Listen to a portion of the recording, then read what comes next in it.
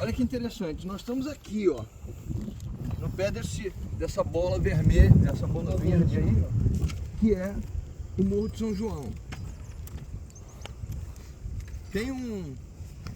Tem dois documentos históricos dos primeiros naturalistas. Tem um que é muito interessante, do inglês, chamado John Loocock. O Loocock veio no final do século XVIII aqui, 1790 e alguma coisa.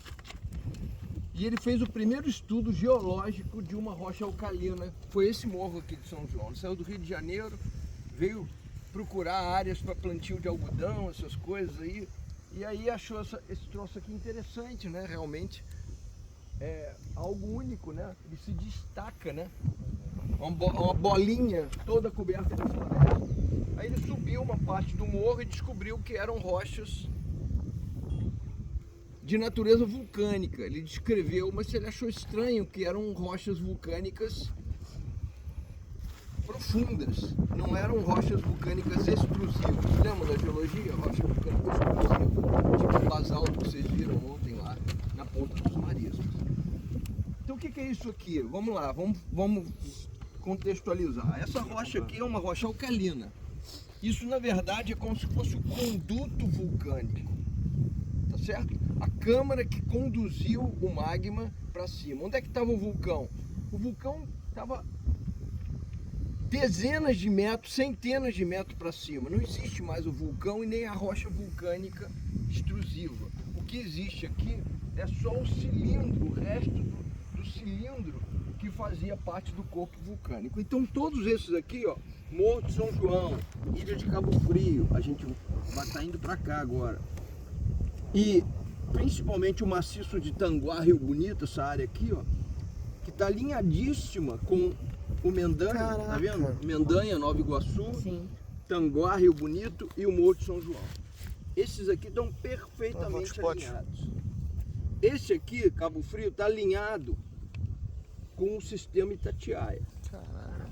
Então é um X de rochas alcalinas, são duas falhas cruzadas, um de hotspot saiu para cima. Essa aqui é muito especial porque você tem a forma perfeita de um morro de rocha ígnea. Então, a pergunta é, vamos lá, um bate-volta geomorfológico. Por que isso aqui tem os guinais todos arrasados e as rochas alcalinas cianídicas sobraram? Porque elas são ígneas. É duras, né? É aquilo que eu falei lá. A rocha ígnea, ela é massiva. Então tem um comportamento granítico. Como se fosse um granito. Só que não tem quartos. Tá? Mas é uma rocha ígnea. O fato de ser ígnea dá o quê? Massividade. Então tem que todos os guinais do complexo Cabo Frio aqui foram arrasados pelo intemperismo e pela erosão. Segundo, uma coisa interessantíssima no Bacia do São João, a gente está aqui exatamente nesse ponto aqui, ó, no final do Rio São João. A gente vai atravessar a ponte do Rio São João daqui a pouquinho. A gente está muito pertinho da ponte, eles estão aqui, ó. Todo esse sistema aqui, ó, que vocês estão andando, foi mar. Naquela mesma época que a Baía de Guanabara tinha no Oceano Médio. No Oceano Médio, exatamente. 6 mil anos atrás, isso aqui você está vendo areia de praia. Isso aqui é areia de praia. Só que é uma areia diferente, mais fina que aquela de ontem, né? Mais fina do que aquela de ontem. Por quê? Porque nós estamos num ambiente com menos energia. Era uma praia mais calma, mais pantanosa, como são a praia de Rio das Ostras. Se você for na praia de Rio das Ostras hoje, ela tem essa areia. Macaé, Rio das Ostras. Não é como aquela areia que você viu lá em cima, em Jurubatiba, aquela areia grossa, batida, com o mar bravo. Aqui o mar é calmo, porque tem uma enseada, né? Isso aqui é uma enseada, tá vendo? Uma enseada. Entre Búzios e Rio das Ostras, essa ponta de Rio das Ostras é uma grande enseada. Então protege do vento sul, isso aqui tem praias mais calmas. O resultado disso é que as areias que formaram toda essa área, a área marinha antiga, elas são areias médias e finas, menores do que aquelas areias grossas e cascalhentas que vocês viram. E aqui está o nosso espodossolo, a gente vai limpar depois, mas dá para ver visualmente, vocês vão ver depois. Ele tem uma camada enferrujada lá embaixo, no contato com o lençol freático. Acima dessa camada tem uma camada orgânica, escura. Estão vendo ali? A gente vai limpar ali para tirar uma foto. Em cima dessa camada orgânica escura, a gente vai ver um horizonte arenoso, areia lavada, branca. E em cima desse horizonte branco vai ter o horizonte escuro atual da matéria orgânica recente. Então ele é, vamos lá, é um solo classicamente enegrecido em cima, por causa da matéria orgânica atual, uma areia branquinha embaixo, e lá embaixo de tudo, dessa areia branca, vai encontrar esses dois horizontes, que a gente chama de horizonte espódico. O BH, que é um horizonte escurão, B, escuro, cimentado. Nós vamos bater, limpar ali para tirar foto. Aí eu vou pedir para um de vocês ir lá na van, tirar, limpar aqui pra gente, só pra gente tirar foto daqui. Aí o cara nem precisa voltar aqui, porque a gente já vai estar indo no final. E esse é um solo clássico das áreas mal drenadas, que foram as antigas restingas, praias, etc. Isso aqui é uma restinga? Não. Isso aqui é um campo brejoso. É diferente da restinga. Por que isso aqui não tem aquela restinga? Porque você não construiu aqueles andares de areia com as cristas de praias altas, as depressões intercordando. Porque não tinha tanta energia para formar uma praia alta, entendeu? Então o que aconteceu? Formou aquela extensão enorme de areias. O apicum. Muito boa.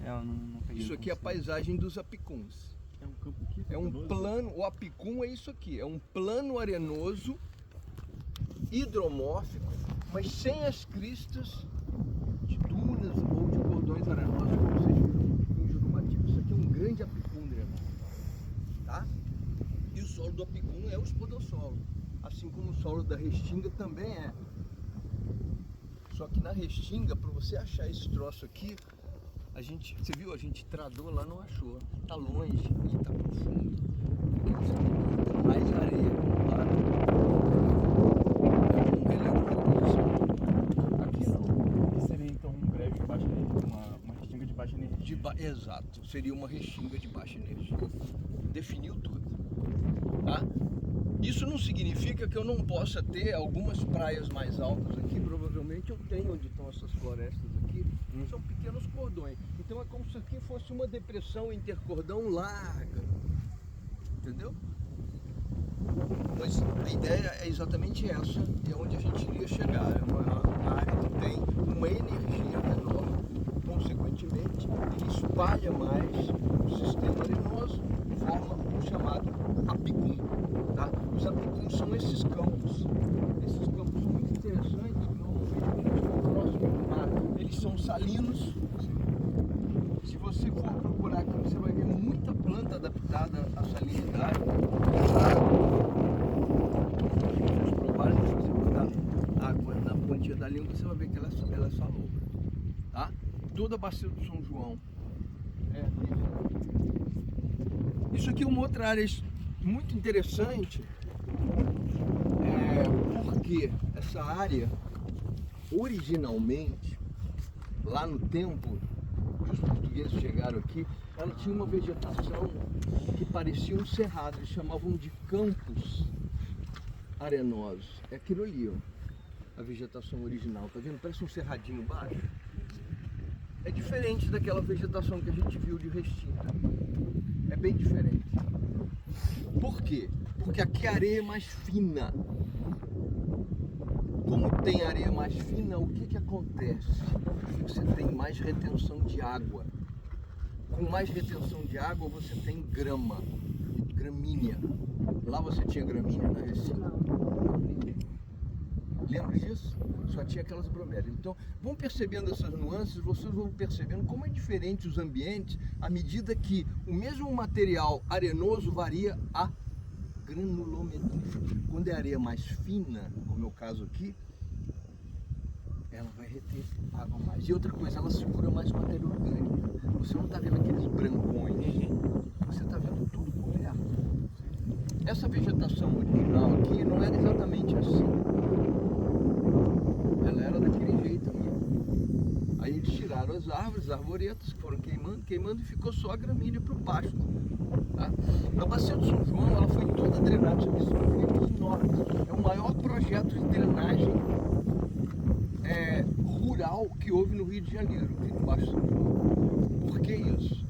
Porque essa região aqui foi a região, há 100 anos atrás, produtora de arroz para a cidade do Rio de Janeiro. Se produzia arroz inundado, arroz de brejo. Foi um grande polo arrozeiro. Inicialmente teve o ciclo da cana, aí depois, quando eles viram esse brejal todo, precisavam produzir arroz, a grande região produtora de arroz, tinha duas regiões produtoras de arroz no Brasil. Uma era no Maranhão, que foi a maior região produtora até o século XVIII, XIX. E continua sendo uma região produtora de arroz até hoje. E a outra na região de Pelotas, no Rio Grande do Sul, que também é uma região produtora de arroz até hoje. Arroz inundado, arroz de brejo. Aí, como o consumo de arroz, o consumo de arroz no Brasil é grande. O que aconteceu quando a cidade do Rio de Janeiro começou a crescer? Teve necessidade de buscar produção próxima, né? E essa aqui, a Bacia do Rio São João, foi a área, dizendo assim, eleita para ser a área do produção de volta para arroz. Há 100 anos atrás, era um arrozal enorme. Tudo isso aqui, a perder de vista até o pé da Serra de Macaé ali. Caraca. Professor, essas obras foram feitas pelo DNOS? Oi? Foram obras feitas pelo DNOS, tipo DNOS? Essas obras aqui foram feitas inicialmente, o valão de São João foi feito pela mão de obra escrava, no século XIX. Depois houve outros drenos, se você olhar na imagem, depois eu vou botar uma questão da prova, vou botar a imagem para vocês verem, para discutirem, falarem sobre isso aqui, né? Conversarem sobre isso aqui. E aí você vai ver que tem uma rede de drenos, parece uma espinha de peixe assim, ó. Esses drenos dão nos drenos principais e aí com esse dreno dá para cultivar tudo. Toda a bacia do Rio São João. É uma bacia intensamente antropizada. Por outro lado, é onde está, lá em cima, o Parque Nacional dos Três Picos, as reservas biológicas que tem os macaquinhos do leão dourado, tudo, tá tudo aqui nessa bacia. Ou seja, ela convive a preservação com uma história de agricultura muito antiga. Então vamos lá, repetindo, vocês estão vendo uma paisagem de um morro testemunho residual. Um morro testemunho residual que tem uma natureza de rocha, que você está vendo ali no mapa geológico, alcalina. Como é que a rocha alcalina funciona na prática? Ela funciona como se fosse um granito, devido à sua natureza ígnea. Como é que ela se forma? Ela se forma lá dentro de um aparelho vulcânico. Quando vocês aprenderam geologia, vocês aprenderam essas rochas como, olha o nome dela, é hiperabissal. Ela é uma rocha que está próxima de ser uma rocha vulcânica, mas está abaixo do vulcão, então ela é abissal. Então essa rocha, ela está próxima de sair, mas não é uma rocha efusiva ou extrusiva, tá? É um magma que cristalizou de forma intrusiva, plutônica. Então esses plútons alcalinos são rochas plúton subsuperficiais. Elas não esfriaram nunca na superfície, ok? Então você tem que, se você quiser fechar os olhos, imaginar, você tinha um vulcão lá, a uns 1000 metros de altitude acima dele, e você tinha um aparelho vulcânico, aí sim, com as rochas extrusivas, erodiu, você está na raiz do conduto, do cilindro, da câmara magmática alcalina, beleza? É muito simples. E por que ele está até hoje como um relevo alto? E aí as pessoas, o geólogo, olha, isso tem um corpo vulcânico. Não é. É porque ele continuou, pela natureza da rocha, na evolução geomorfológica, continuou sendo uma área alta. Ou seja, na erosão diferencial, os gneiss foram embora e ele foi ficando. E ele vai ficar continuando ficando o tempo todo, enquanto ele estiver aflorando o corpo vulcânico. Isso é que é chamada erosão diferencial.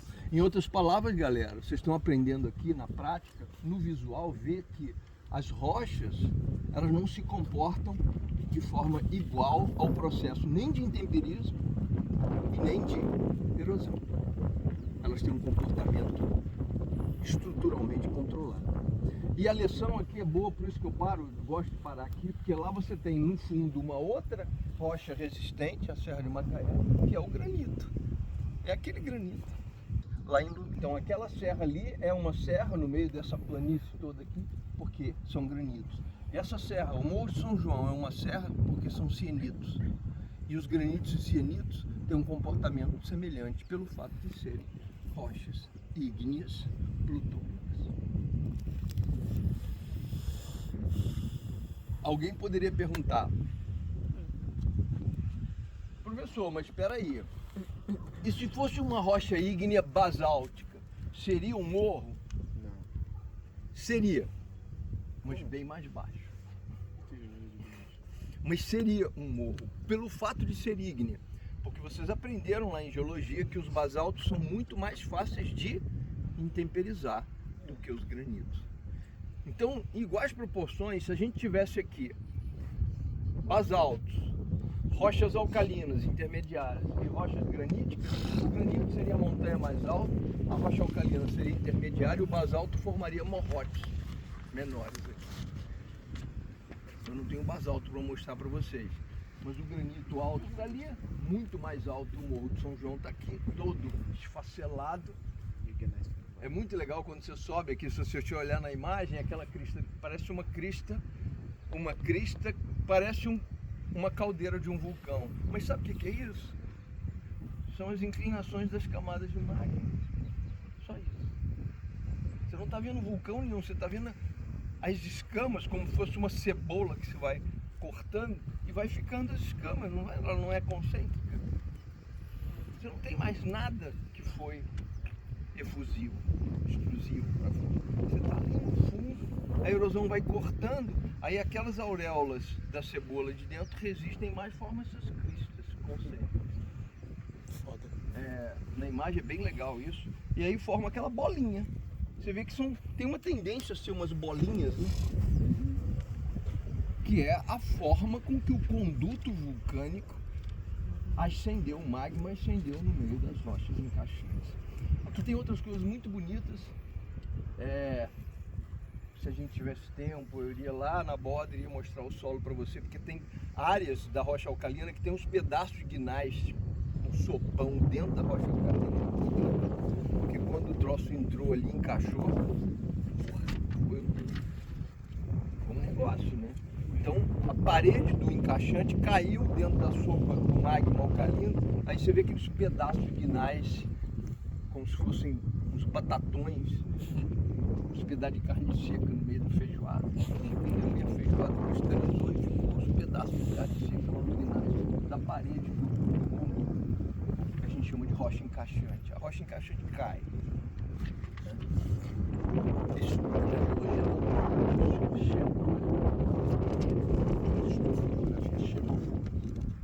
xenofobia é o estrangeiro. Xenólito é uma rocha estrangeira. É a rocha que não fazia parte do magma, caiu ali porque estava na parede da coisa. Os pedaços do manto. Hã? Por vezes, assim, um pedaço que aflora, pedaço do xenólito, pedaço que aflora de alguns gnais, os e os do xenólitos manto podem também. ser do manto, não é comum. Os xenólitos do manto, quando existem, eles são bem especiais, que se for um manto profundo pode dar origem a diamante. São os kimberlitos, por exemplo. Aqui não tem nada disso. O kimberlito é quando você mergulha uma rocha que tinha grafite, tinha carbono dentro do magma. O magma afunda. O que acontece com o carbono em alta pressão e temperatura? E aí depois aquele magma sobe de novo. Tem que ter esse capricho. Afundar um bloco de um gneiss com grafite, botar ele lá um tempo, forma diamante. Aí depois o magma sobe de novo, aí vem a erosão, vem e aflora um dia o kimberlito como diamante. sob forma de diamante. Oi? A formação. Como a gente viu alinhado aqui, alinhado nesse X, né, no caso, as outras rochas são as mesmas, os processos formadores são A família, necessariamente olha, os mesmos? ótima pergunta. A família de rochas que estão aqui são rochas alcalinas, mas tem uma variedade grande de tipos. Rocha alcalina é uma loucura, tem muitas variações, porque umas são mais potássicas, outras são mais sódicas. Elas são alcalinas, tem potássio ou sódio, ou nefelina ou leucita. Ou esses dois minerais alcalinos. Às vezes um pouco mais potássio, esse aqui é mais potássio, um pouco mais sódio, aí umas isso varia. A ferro altíssimo, com ferro mais baixo, tem vários tipos. Em Fernando de Noronha, nós temos de rochas alcalinas na ilha de Fernando de Noronha mais de 15 tipos diferentes. São um dos lugares mais incrivelmente variados. Aí a gente faz uma trilha lá, faz um campo com o pessoal da FMG, a cada 2 anos em Noronha, era maravilhoso. Você faz uma trilha de 1 quilômetro, o cara vê todas as rochas alcalinas. Aqui também tem muita variação, mas para fazer uma trilha aqui, isso aqui é uma floresta fechada. Mas o pessoal da geologia faz. Beleza, galera, é isso.